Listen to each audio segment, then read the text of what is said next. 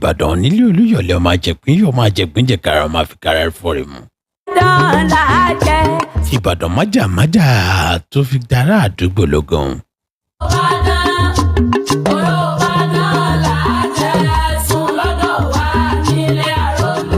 Àìní lọ́jọ́ òbí rẹ ní pàtàkì ni ọ́. Ẹni ọ̀la ni ọ́. Ẹni ọ̀la ni ọ́. Ẹni yìí ni ọ́, ẹni ẹ̀yẹ ni ọ́. Oníwà ìrẹ̀lẹ̀ ẹ̀dá ni ọ́. Alápọ̀nlé èèyàn ni ọ́. Onísùúrù ẹ̀dá ni ọ́. Àwọn onítẹ̀lọ́rùn èèyàn. Nítorí ta ni? Talẹ̀ ni tí mò ń wé ga, talẹ̀ ni tí mò ń ròyìn yìí.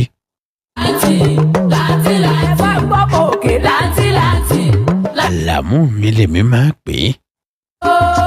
Ahmed Alamu. Ẹni lọ́jọ́ òbí rẹ̀. Ẹni tó tún kí ni ẹni tó tún kí ni ọ́. Adùnbárì mọ́tò ṣì ni ọ́. Alamu. Ọdọọdún ní ṣàkóso, ọdọọdún lè wá ọdọọdún náà lọ́mọ bẹ́ẹ̀. Ọmọ ọbẹ̀ nínú àlàáfíà ara àtà ikú tí ṣe bálẹ̀ ọ̀rọ̀. Ọ̀rọ̀ rẹ̀ ò ní dojúrú. Ò ní bọ́ mara ìfọwọ́ tì í.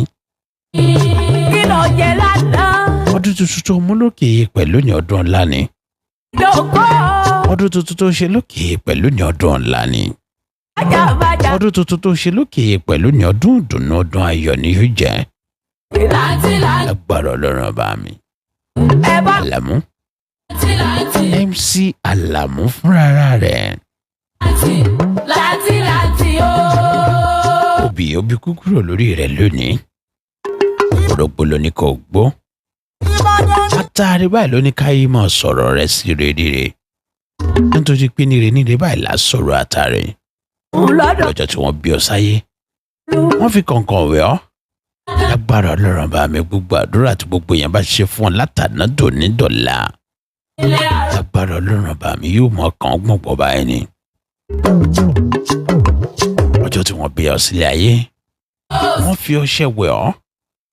Lágbára Elédùmarè, gbogbo ìwúre tá a wú fún ọ lónìí, gbogbo ẹ̀ pátápátá wọn ni yóò ṣẹ mọ́ ọ lára. Àtọ̀rọ̀ ọlá fún, àtọ̀rọ̀ ọlá fún, àtọ̀rọ̀ iyì fún, àtọ̀rọ̀ ẹ̀yẹ fún ọ. Ó ní wálé ayé lásán. Ó ní sìn wọ́n wálé ayé.